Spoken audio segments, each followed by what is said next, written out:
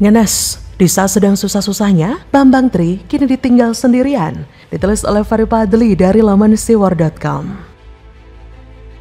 Kalau kamu nggak percaya Bambang Tri, berarti kamu nggak percaya Quran. Kalau kamu nggak percaya Bambang Tri, berarti kamu nggak percaya Quran. Baik salahnya itu ya Mas Bambang Tri itu yang mempertanggungjawabkan. Harusnya kalau mau ditangkap Mas Bambang Tri, jangan saya. Dan bicara mengenai tuntutan hukuman selama 10 tahun penjara, Sugi Nur pun marah-marah dan tidak terima.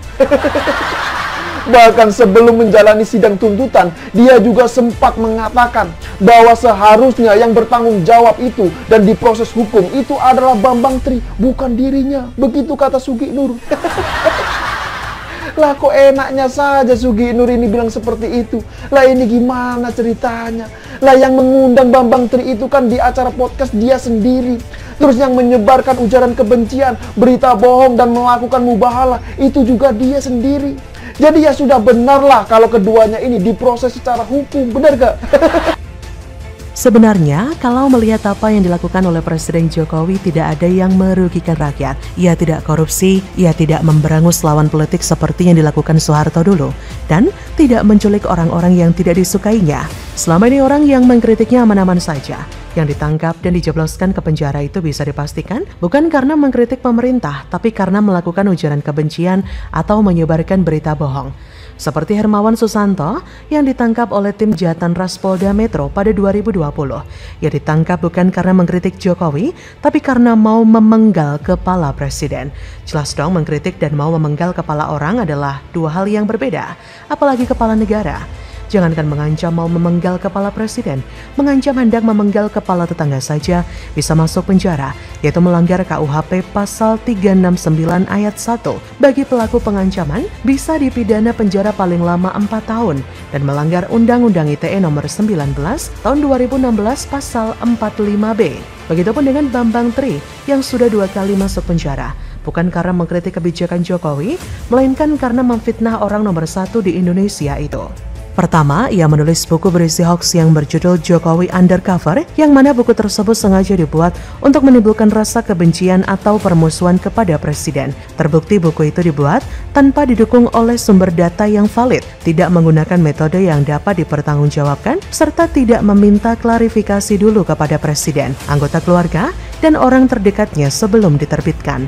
Padahal yang paling paham tentang Presiden Jokowi adalah dia sendiri, anggota keluarganya, juga orang terdekatnya.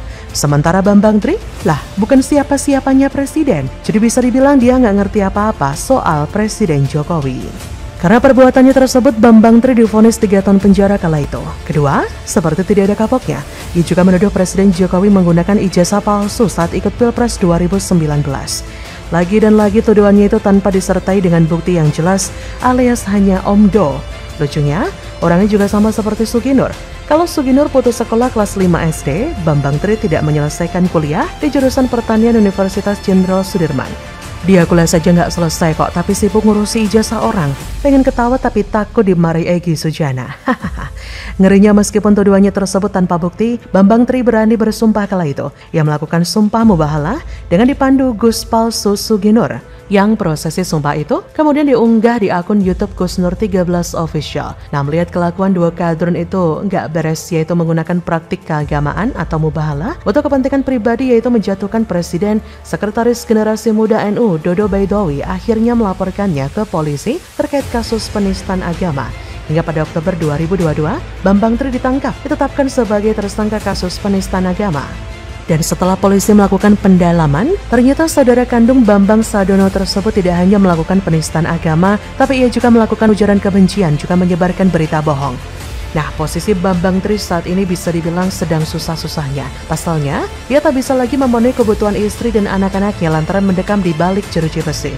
Apalagi Bambang Tri juga bakal lebaran di penjara. Wah, gak kebayang ya, bagaimana anak istrinya harus menerima kenyataan seperti itu.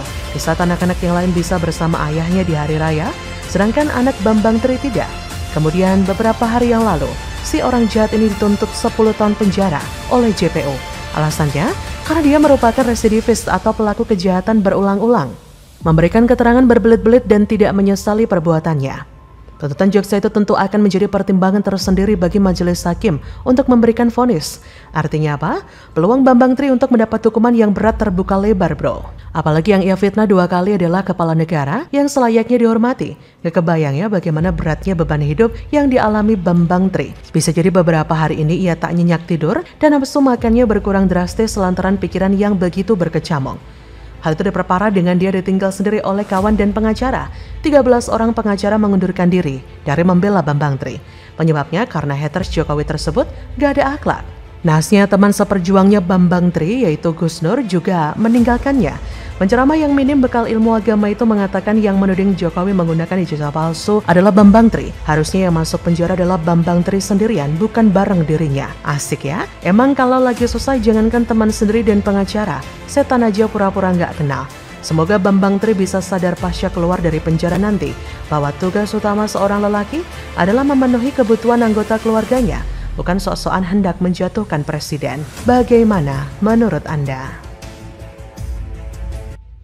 Gus Nur ngambek gak mau senasib dengan Bambang Tri, ditulis oleh Sardi dari laman siwar.com. Sahabat Indonesia, syukur alhamdulillah.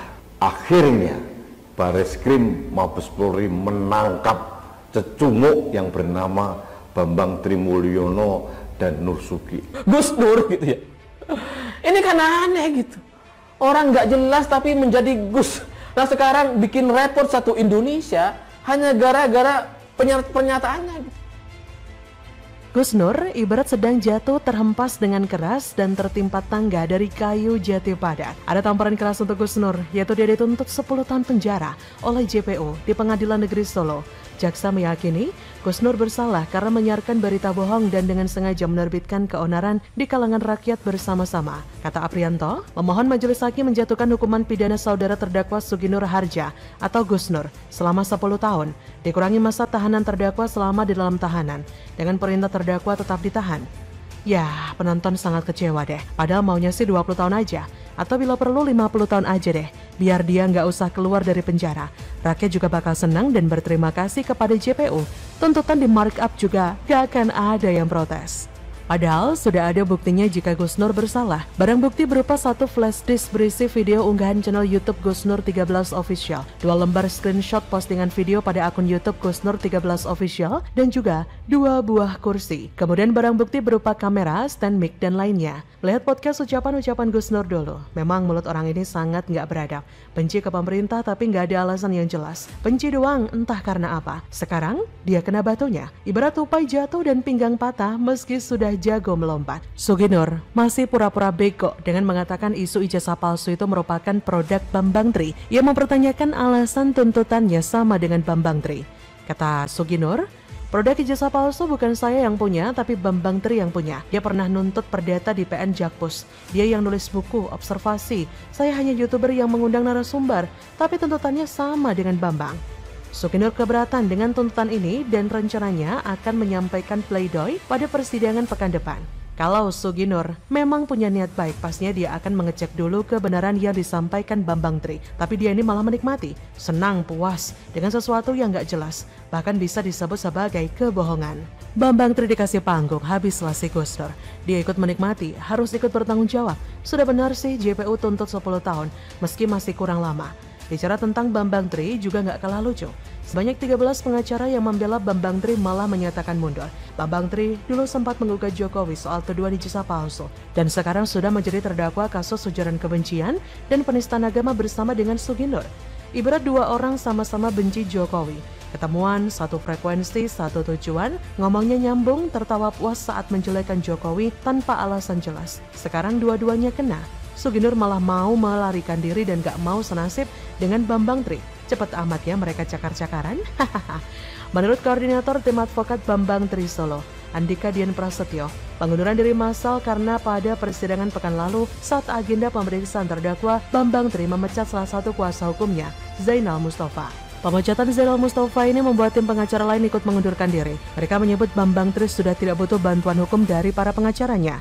Gratis? Ya ampun, kok mau sih bela Bambang Tri dengan gratis? Malah jadi blunder dan malu-maluin. Bocah SD aja ketawa ngakak melihat tingkah Kusnur dan Bambang Tri. Tapi kalian pasti tahulah siapa yang menjadi pengacara Bambang Tri ini. Biarlah kita yang menikmati dan ketawa bareng nonton mereka saling semprot-semprotan. Seru abis, lebih seru ketimbang nonton film Shazam. Singkat kata, dua orang ini tolong dihukum seberat-beratnya saja ya Pak Hakim. Rakyat senang banget kok kalau mereka lama di penjara. Negara bakal adem tanpa mereka.